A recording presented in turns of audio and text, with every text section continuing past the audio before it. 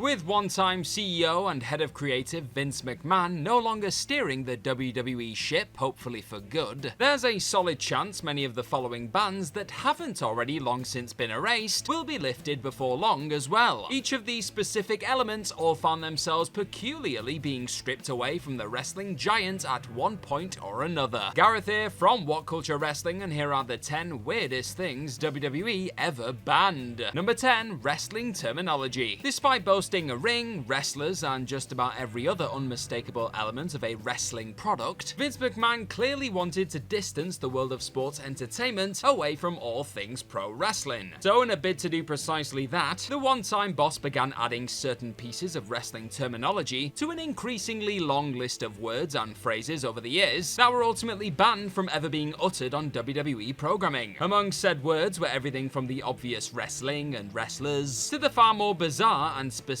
strap and DQ. Thankfully, since taking over from his father-in-law earlier this year, Triple H has seemingly loosened the reins a touch when it comes to what his stars and commentary team can speak into existence on the likes of Raw, SmackDown, and NXT. Wrestling and wrestlers are both no longer taboo on the biggest wrestling show in town, you'll be pleased to hear. And who knows, by the end of 2023, those working under the WWE banner may actually be allowed to talk about the fans, belts, and straps without fearing a $1,000 fine is heading their way. Number 9. Certain suplexes. A great many moves have seen themselves being thrown onto the WWE banned list over the years, with Seth Rollins' stomp and Randy Orton's punt kick both being given a timeout at various points in the wake of Vince McMahon suddenly feeling the finisher was too violent. However, what you may not be aware of is the fact that Vinnie Mac once decided to ban the use of weapons such as the belly-to-belly and German suplex back in 2000. So the vast majority of the talents earning a living under the WWE banner at the time were strictly forbidden from letting loose a set of moves that have since become pretty commonplace on modern wrestling television. Among the stars who were actually granted permission to unleash these dangerous suplexes, though, was none other than Olympic gold medalist Kurt Angle, with the wrestling machine eventually explaining that his boss knew that suplexes made up the majority of his moveset and trusted Angle to land workers safely each time. Yet stars such as Mick Foley have since called for these kind of hazardous suplexes to once again be outlawed, stating recently, "I think that over time they shorten careers and they destroy the quality of life." Number 8. Face masks. No, I'm not talking about the unmistakable items of clothing donned by the likes of the legendary Rey Mysterio or, Scripps. Instead, WWE decided that in the middle of a global pandemic, the wise call would be to ban the wearing of face masks whenever a performer opted to actually show up to work during the unprecedented period. Needless to say, some performers tasked with acting as the audience during TV tapings within the Performance Center at the time were understandably a little troubled about the development, what with stars still testing positive at the time of the ban being in place. And Kevin Owens in particular was said to be so pissed off by the ruling that he actually confronted Vince McMahon on the matter, with his unhappiness over how certain personnel weren't taking the genuinely concerning situation as seriously as they should, eventually paving the way for the then boss to make said items of PPE mandatory going forward. In fact, a few weeks removed from reportedly banning face masks, it was eventually made known that not wearing one would result in a $500 fine and $1,000 fine for repeat offenders. Better late than never, eh? Number 7. Snoop Dogg. Becoming something of a constant presence throughout the wrestling landscape over the years, Snoop Dogg ultimately even found himself getting inducted into the WWE Hall of Fame back in 2016. What an honor. However, there was a time very recently when the iconic rapper was actually told WWE were pushing pause on him for a minute. Why? Sorry, Simon. Well, with Snoop popping up on AEW as a way of promoting both his and Cody Rhodes' Go Big Show on TBS.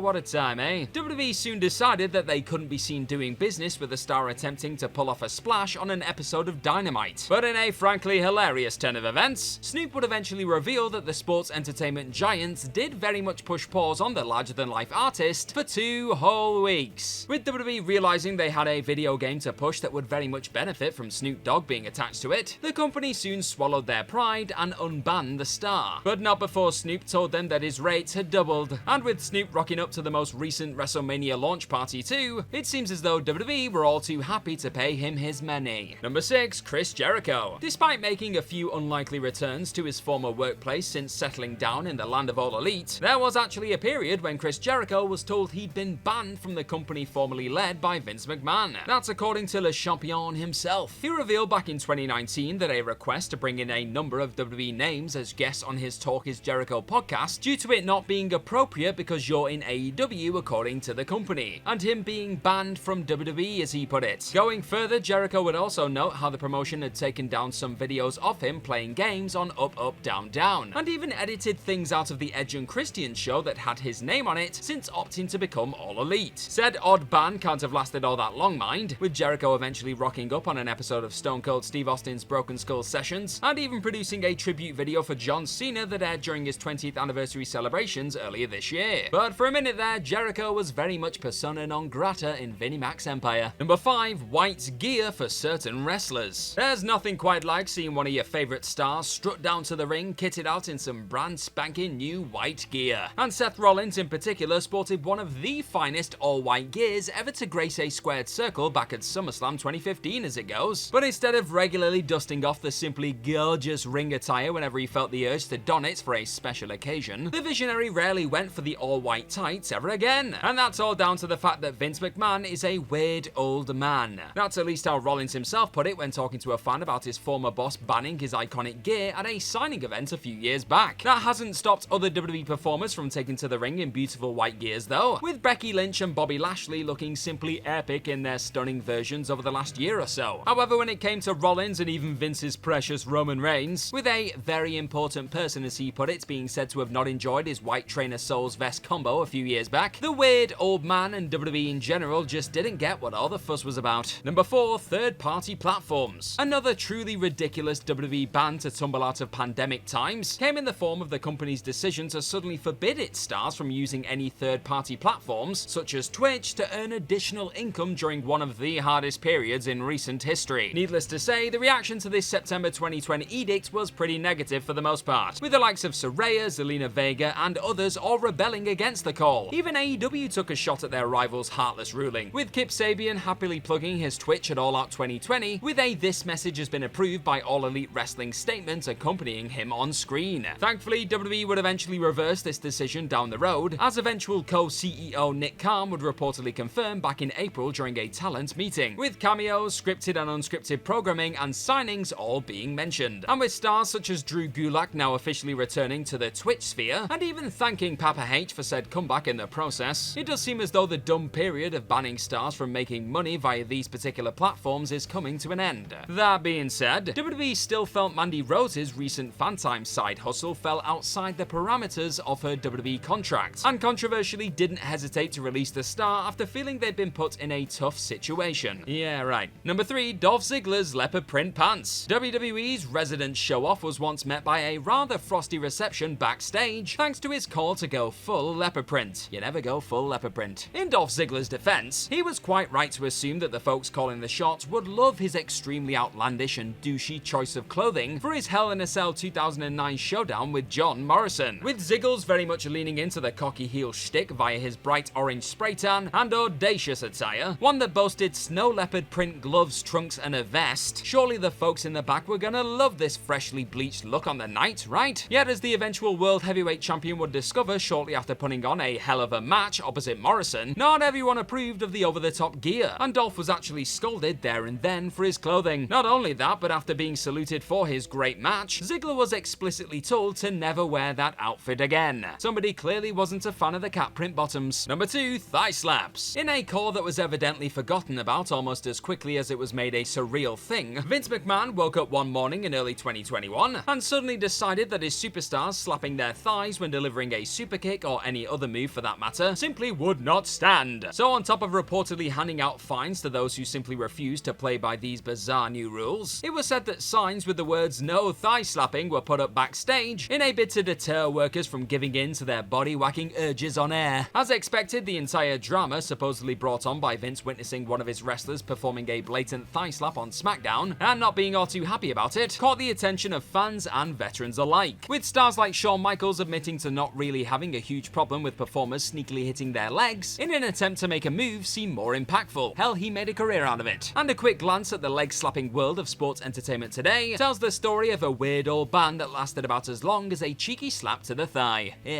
Number 1, commentator fancy dress. Ever find yourself wondering why the likes of Corey Graves, Michael Cole, and the rest of the gang spotted doing commentary on Raw, SmackDown, and NXT aren't seen getting into the festive or spooky spirit with their choice of clothing as often as they used to? Well, according to one-time WWE commentator Tom Hannifan, formerly known as Tom Phillips, Byron Saxton is actually to blame. Jumping back to a Halloween edition of Monday Night Raw that went down a few years ago, Corey Graves decided to opt for the David S. Pumpkin suit that once appeared in a Saturday Night Live sketch as his on-screen costume of choice. Saxton, on the other hand, wore a onesie. And not just any onesie, a bright powder blue ducky onesie with footsies, as Hannifan told Talkin' Shop. A shot of the Raw commentary team in all their fancy dress glory, including Saxton's footsies being on show for all to see, soon led to an edict being put out that stated no more costumes for announcers. And just like that, Saxton's fondness of ducks and comfort cost the rest of the commentary squad the chance to embrace popular holidays via dress-up going forward. What a damn shame. And that's our list of any other weird things WWE have banned over the years. Then let us know all about them in the comment section right down below, and do not forget to like, share, and click on that subscribe button while you're at it. Also, if you like this kind of thing, then head on over to whatculture.com and find some more fantastic articles